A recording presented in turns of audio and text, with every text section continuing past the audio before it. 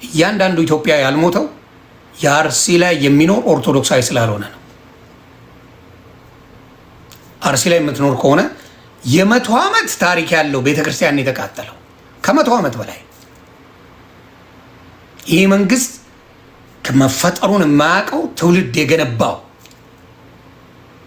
ከ100 ዓመት በላይ ታሪክ ያለው ያን ያደረጉት። ስለዚህ ሌላው ይሄ ቲክታክ ላይ የሚርመጠመጠው ፎሎወር የሌለው ፎሎወር ፍለጋ የሚጮኸው አቴንሽን አትስጡት። ይሄ ጉቶ ሚስቱ ማንንም የምታጫውት አቴንሽን አትስጡት። አቴንሽን ፍለጋ የማይዳክርበት ቦታ የለ። አቴንሽን ፍለጋ። ስለዚህ ያንን ነው የምነግራችሁ። አሁንም እግዚአብሔር መልሳለሁ። ተደራጅ። ኦርቶዶክስ ወንድምና እህቶቼ ተደራጁ፣ አንድ ሁኑ። አባቶችን እዛ ምንም ነገር እንዳይተነፍሱ እያደረጉ ነው። ምንም ነገር ውጭ ያሉት በሙሉ ግን ይህን ነገር ምን እያደረጉ ነው? እየሰሩ ነው፣ እያገዙ ነው። ምን እያደረጉ ነው? ድምፅ እየሆኑ ነው።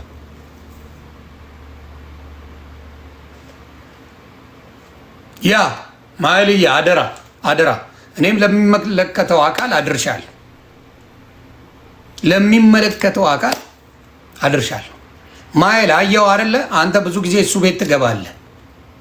እሱ ያለው በኦርቶዶክስ ላይ ጥላቻ ግን እንድታውቀው ብዬ ነው። ብዙ ጊዜ እሱ ቤት ትገባለህ። ኦርቶዶክስና አማራን እንዴት አድርጎ እንደሚጠላ የምታየው ነው ብሮ። እንዴት አድርጎ ኦርቶዶክስ ላይ ሙድ እንደሚይዝ አይታችሁታልና። ሰው ፊት አያወጣም። ውጪ ላይ የሚወጣ ልጅ አይደለም። ፈሪ ነው፣ ቦቅቧቃ ነው። እቤቱ ከገራጅ ውስጥ ውጪ የሚወጣ አይደለም።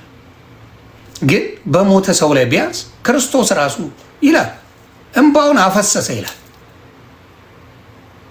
እንደሚያድን እያወቀ ኢየሱስ ክርስቶስ አልዓዛር መሞቱን ቤቱ ሄዶ ሲያይ ሌሎቹ ሲያለቅሱ አይቶ እንባውን አፈሰሰ ይላል ኢየሱስ ክርስቶስ። ዮሐንስ ወንጌል ምዕራፍ 11 ቁጥር 35 የምታነቡ አፈሰሰ እንባውን ይላል። ካዘኑት ጋር ክርስቶስ የሚያዝን አምላክ ነው። አብዛኛው የዘመኑ ጴንጤ ግን የሚገርመኝ ነው። ስታዝን የሚስቅብህ፣ ስታዝን የሚያላግጥብህ፣ ስታዝን ዘምር እንጂ ተደሰት እንጂ ወደ መንግስተ ሰማያት ወርሷል እያለ ሙድ የሚይዝብህ ነው። ምን አይነት ወንጌል እንደሚያስተምሯቸው ባላቅም አደንዝዘዋቸዋል። ከሞተ ጎን ከንጹሐን ጎን መቆም ወንጀል መስሎ የሚታያቸው። መቼም ቢሆን መደራጀት ያስከብርሃል። መቼም ቢሆን አንድ ሁለት ሶስት መሆን ከአንድ ሰው ሶስት መሆን ከምንም በላይ ያስከብርሃል። ከቻልክ 5 ከቻልክ 10 ከቻልክ 1000 ሆነ አብረህ ብትሆን ትከበራለህ። የምትናቀው ብቻህን ስትሆንና ብቻህን ስትሆን ነው። ስለዚህ የኦርቶዶክስ ወንድምና እህቶቼ አንድ ላይ ከሆናችሁ፣ አንዱ ወንድም አንዱን ካገዘ፣ በአንድ ላይ ከቆመ የሚነካው የለም።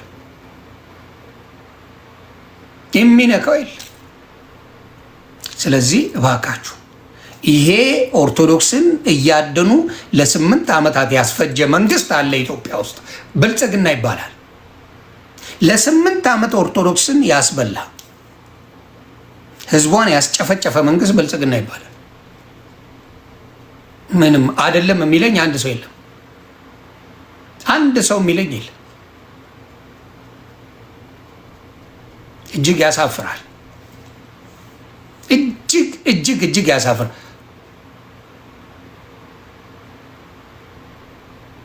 እንግዲህ ሌላ ቦታ ላይ በምታየው ደረጃ መንግስት ባለበት ሀገር ላይ ማንም ምንም ማድረግ አይችልም። የእኛን ወሬ ቲክታክ ላይ ያዳምጣል። እዛ መሳሪያ የሚገለውን አላቅም ይልሃል። የእኛን እኮ እንዲያሉን እያሉ ፖለቲካ ይሰራል። እዛ ላይ ያሉትን ግን ምንም አይሉ። ስለዚህ አሁንም እላለሁ ኢትዮጵያውያን እንዲሁም ሙስሊም ሆናችሁ ለነዚህ ለታረዱት ወገን ድምፅ ለሆናችሁ እግዚአብሔር ያክብርልኝ። እግዚአብሔር ይጠብቃችሁ። እግዚአብሔር ይጠብቃችሁ። ህዝብ ሁልጊዜ እግዚአብሔር አምላክ ሁልጊዜም ከተበደሉ ጎን ነው። ግን ስንገደል እንበዛለን የሚል ቱሪን አፋናቁ። ተገድሎ የበዛ አላቅም፣ ተጨፍጭፎ የበዛ አላቅም። ወልዶ አስተምሮ ወንጌል ሰብኮ የበዛን አውቃለሁ። ስንገደል እንበዛለን የመሃይማን የዶማዎች የሰነፎች የፈሪዎች አባባል። የፈሪዎች አባባል ሁሌ ኧረ ስንሞት ነው። ጅብ ከሚበላ ጅብ በልስ ተቀደስ። እኔ ሊገለኝ የመጣን ሰነጣጠቄው አምላኬ ይቅር በለኝ ይላለሁ። ነው ወይ የምሰጠው ህይወት ያልፋል። ሰነጣጠቄው አምላኬ ይቅር በለኝ ይላለሁ እንጂ በፍጹም አልሞትለትም።